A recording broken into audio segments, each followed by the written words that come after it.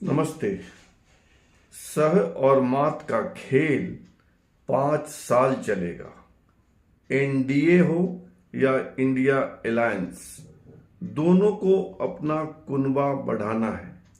India alliance को इसलिए कि केंद्र की सत्ता पर काबिज होना है, और एनडीए को इसलिए कि अगर बीच राह में चंद्रबाबू नायडू या नीतीश कुमार गच्चा दे, धोखा दे जाए, तो व्यवस्था रहे कि सरकार बची रहे।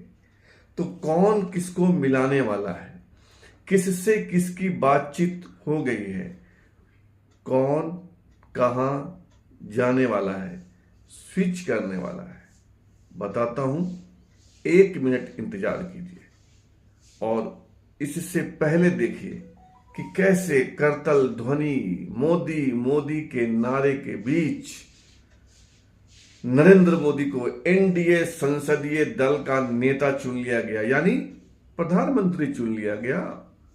शपथ बाकी है, मोदी तीसरी बार पीएम हो गए। देखिए वीडियो।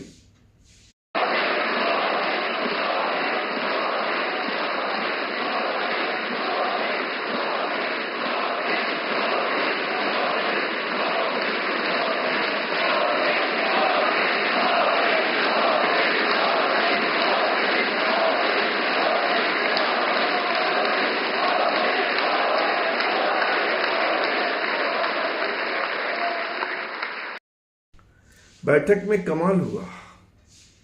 नीतीश कुमार ने बार बार कहा कि वे मोदी के साथ हैं, मोदी जी के हर काम में साथ हैं। और जब भाषण हो गया नीतीश कुमार का, तो पैर छूने गए नरेंद्र मोदी का। हालांकि नरेंद्र मोदी ने नीतीश को पैर छूने से रोक लिया। देखिए वीडियो। हर तरह से जो आप चाहिएगा उस काम के लिए हम लोग लगे रहेंगे और बहुत अच्छा होगा। अब जितने लोग साथ हुए हैं, अब बहुत अच्छा है और सब लोग बहुत अच्छे ढंग से अपनी बात कर रहे हैं, तो सब लोग ठीक हैं। हम मिल करके सब लोग चलेंगे और हम लोग पूरा आपके साथ रहेंगे और आप पूरे देश को कितना आगे बढ़ाएंगे, ये बहुत खुशी की बात होगी। यही हम लोगों को कहना है और मेरा आग्रह यही है कि जल्दी से जल्दी आपका काम शुरू हो जाए, शपथ ग्रहण हो जाए। अब आप एतवार को करने वाले हैं, तो हम तो चाहते थे कि आजो हो जाता तो अच्छा था, लेकिन आपकी जब इच्छा है तो जब भी हो, जितना तेजी से काम हो जाए तो बहुत अच्छा है और बहुत अच्छा रहेगा। अब इस बार हम लोगों का इससे बड़ी खुशी होगी और पूरे देश में इसका बहुत ज्यादा फायदा है। इधर उधर कोई करना चाहता, उसको कोई लाभ नहीं है।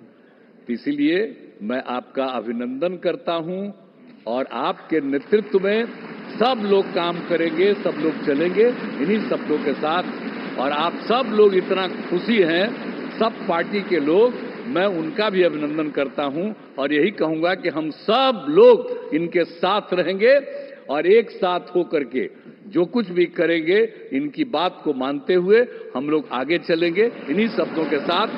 बहुत बहुत एनडीए के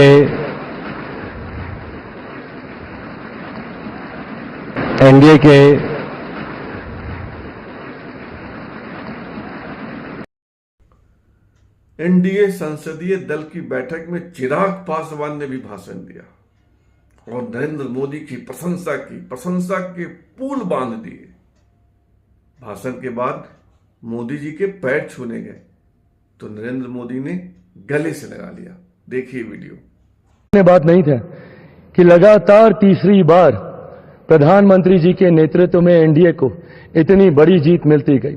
हम लोग सर जब क्षेत्र में जाते थे, आपके नाम पर जिस तरीके का उत्साह देखने को मिलता था, ये हम सबके लिए गर्व की बात होती थी कि हमारे नेता एक ऐसा नेतृत्व करता हम लोग के पास है जिसको लेकर जनता में विश्वास है। आप ही की वजह से सर आज दुनिया के सामने हम लोग गर्व से कहते हैं कि भारत देश की 5वीं सबसे बड़ी अर्थव्यवस्था बना, तो ये देन आपकी है। भारत की जनता को सर आप पर पूरा विश्वास है। आप ही में सर वो इच्छा शक्ति है जो गांव और शहर की दूरी को मिटा सकता है। आप ही में वो इच्छा शक्ति है जो अमीर और गरीबी के फासले को पार सकता है। आप ही में वो इच्छा शक्ति है सर जिसने ये लक्ष्य रखा कि 2047 तक भारत को हम लोग विकसित देश बनाएंगे और भारत को विकसित देश बनाने की ओर आप ही हम लोगों को लेकर चल सकते हैं। मैं यहां नेता चुने जाने के बाद मोदी लाल कृष्ण आडवाणी, मुरली मनोहर जोशी और पूर्व राष्ट्रपति रामनाथ कोविंद के घर गए और उनसे आशीर्वाद लिया। मोदी ऐसी सौजन्यता अक्सर दिखाते हैं। और अब मुद्दे की बात, एनडीए अपना कुनबा कैसे बढ़ा रहा है। पहल तो एनडीए की ओर से ही हुई है। कौन आ रहा है एनडीए के साथ? राजस्थान में एक पार्टी है, राष्ट्रीय लोकतांत्रिक पार्टी। इसके संयोजक हैं हनुमान प्रसाद बेनीवाल, जो नागौर से लोकसभा के लिए चुने गए हैं, कांग्रेस के सहयोग से चुने गए हैं। 2019 में यही हनुमान प्रसाद बेनीवाल नागौर से ही लोकसभा के लिए चुने गए थे, तब बीजेपी के सहयोग से चुने गए थे। लेकिन इस बार इन्होंने बीजेपी का साथ छोड़कर कांग्रेस को पकड़ा और नागौर से चुन लिए गए। अब हनुमान प्रसाद बेनीवाल कह रहे हैं कि इंडिया अलायंस में उनका अपमान हो रहा है, उनकी उपेक्षा हो रही है, उनको बड़ा कष्ट है। इसका मतलब इसके मायने समझ गया, सेटिंग हो गई। बेनीवाल को समझ में आ रहा है कि इधर कुछ नहीं है, सूखा है, पाला बदलने की तैयारी हो गई है। खबर है कि जल्द ही राष्ट्रीय लोकतांत्रिक पार्टी एनडीए का हिस्सा होगा और बहुत संभव है बेनीवाल जी को मंत्री पद भी मिल जाए। एक और है, और यह कहानी भी राजस्थान से ही है। राजस्थान के बांसवाड़ा से भारतीय आदिवासी पार्टी की टिकट पर राजकुमार रोट लोकसभा के लिए चुने गए हैं।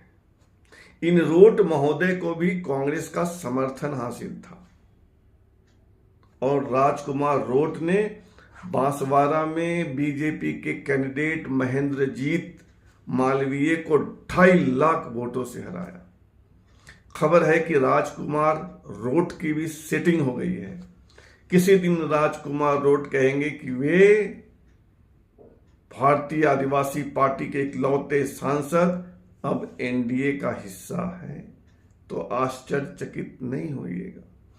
लेकिन जैसे ये खबर बाहर आई, पता नहीं राजकुमार रोट को क्या हुआ, उन्होंने एक्स पे एक ट्वीट किया है कि वे कहीं नहीं जा रहे हैं, वे जहां हैं वहीं हैं और अपने क्षेत्र के विकास पर ध्यान देंगे।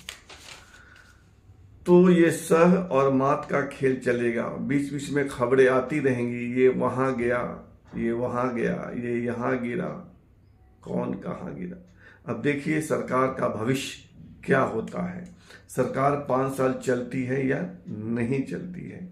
मिली जुली सरकारों में ऐसा होता रहता है, ऐसी खबरें आती रहती है। आपसे आग्रह है कि आप हमारे चैनल को सब्सक्राइब कीजिए, ज्वाइन कीजिए, लाइक कीजिए, शेयर कीजिए और कमेंट भी कीजिए। धन्यवाद।